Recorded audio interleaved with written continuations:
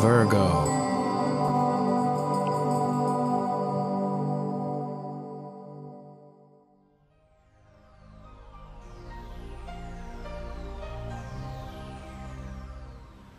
Happy birthday here, Virgo. It is that time of year where the sun has now moved into your first house, the first house of personality. So that means that your sun is now radiating extra much out to the world.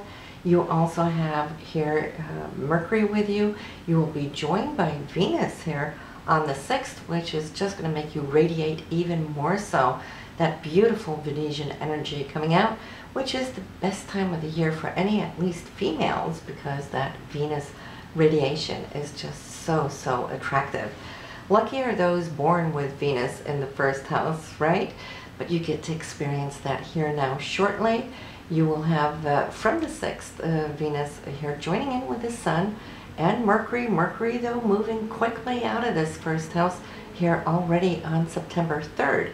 So you have had a very active time here in August with Mercury in this place, where you've probably been a little bit more chatty, a little bit more social, sharing, a little bit more outgoing. But then from the 3rd, Mercury is going to focus on your income sector. So you might be crunching away at numbers, looking over your budget, maybe refining, rethinking how you can attract more income, perhaps. Great time to have these money talks also in the career field, whether you're looking for a raise, for example. Mercury will help you do that in a very balanced way as Mercury passes through the sign of Libra, which is very diplomatic. It's also looking for harmony and balance. So I'm feeling that. I'm sorry, that was a huge thunderbolt. So I'm not going to erase that. You can have a laugh with me. The sun is shining on this side, but there is thunder clouds behind me. Anyhow, okay, so yes, your Mercury will find that beautiful balance of harmony in the way that you always diplomatically go about your business. Now let's talk a little bit about Mars though. Mars here until September 14th is going to be in your 3rd house for communication. It's how you communicate, what you communicate. You might feel a little bit more feisty, a little bit more direct, because Mars is exactly that.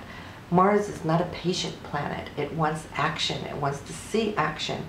And being in the sign of Scorpio upon, it was the ancient ruler of Scorpio, so it's powerful here, it's strong.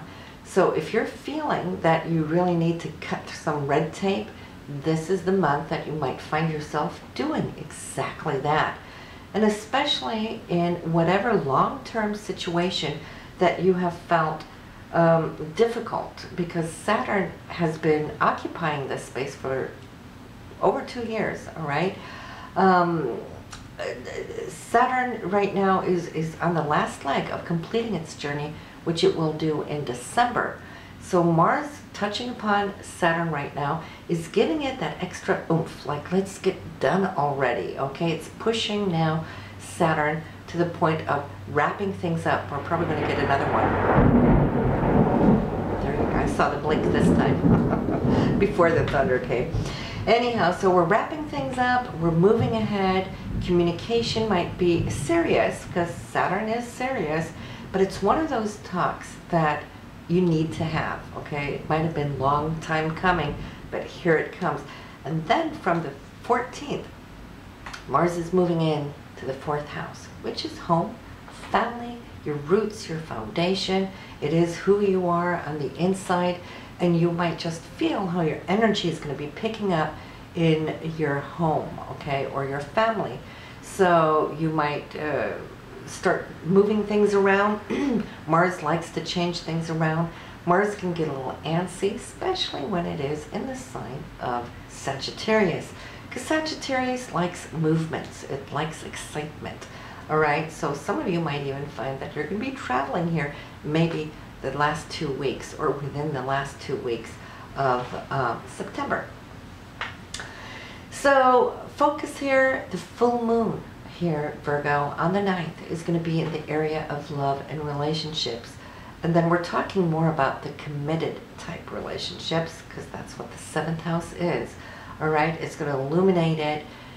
Neptune is there, so whatever you're holding at heart, the ideal vision of, the perfection of, and the spiritual energy of your relationship, another one coming, is going to come to the forefront here on the 9th. Now, for you, I feel that this is going to be important if you are in a long-term committed relationship. There's always that question, what about, you know, if we're single, how does that affect us? It will also affect you. It could be your thoughts about a committed relationship or wanting to have one, or wrapping a long-term ex up, you know, so it could be that as well. However it works for you, I see it's tying in with that sensitivity that you hold at heart here. Now we have Uranus still in your 8th house. That has to do with money that you share with your partner. It could be loans or debts that you hold. This is slowly moving through your 8th house. I'm not going to focus too much time on it. It's still going to be there for a few more years. It's not doing too much here this month. On the 13th, there might be some news as far as money or loans. Perhaps there is an opposition there with Mercury and Uranus. Besides that, it's pretty much calm in that sector. But then we have your 12th house. Jupiter moved into your 12th house here not too long ago. So you might already now be feeling how it is to hang back a little bit. Rest up, do the things that you inspire to do. Some of you might find a lot of creativity in this aspect because it is the house of Pisces, which is creative. And Jupiter wants to expand your creativity, wants to expand your spirituality, which is also one of the deeper traits of that 12th house. Beginning of the month, Venus is here along with Jupiter, but it will move out of this area on September 6th. Like I said, it will cross your rising sign. It will go into that 1st house, and you will be radiating all those beautiful, very attractive energies. So just watch. You know, you'll be attracting like bees to honey for the month of September. So we have here for you also, there might be a talk that might be a little difficult, or it could be a little tension in it. Mercury is not too comfortable with Pluto here on the 9th. However, if you can be low-key, I feel that you're uncomfortable because not all information may be in place between you and whoever you're having this talk with. But already on the 10th, you should be getting some insight, some news that will make you feel more confident. So that would be a better day if you can, you know, put off whatever. Say if you have a meeting, the 10th would be much better for it. Now on the 11th, the Sun in your 1st house, Saturn there in your 3rd house.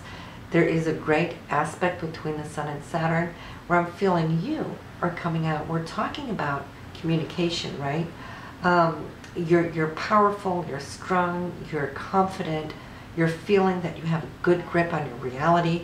This is a fantastic day for you to ground whatever needs to be spoken about, or to go over any kind of written documents, contracts, and so forth too.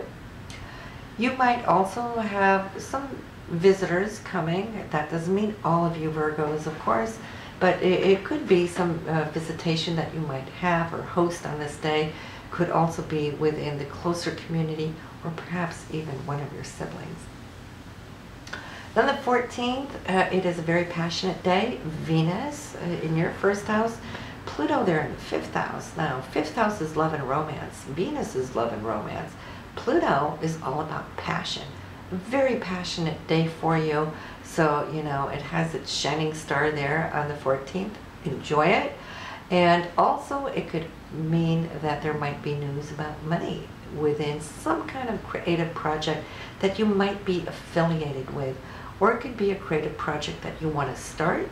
If that is so, beautiful date for you to initiate and start that, because the energy set on this day will carry it forward. All right, so any new business, great day to start. Then the 21st, so that whole week there between the 14th and the 21st, I feel that whatever was initiated on the 14th will actually now root itself and secure itself, because Saturn, not only did Pluto transform and initiate, but Saturn will come in and lock it down, okay, like the anchor. So, you know, you might have some written papers, documents coming to you confirming it, or it might be signing off on something, whatever the deal is. It's a good thing. So in the overall, you know, as all the personal planets now, you know, from Mercury out to Saturn now are direct, we won't have the delays that we've been hunkered down with from top of the year. Now Saturn, a little slow in August because it just turned there at the end of July, and it takes time for such a big body to pick up speed.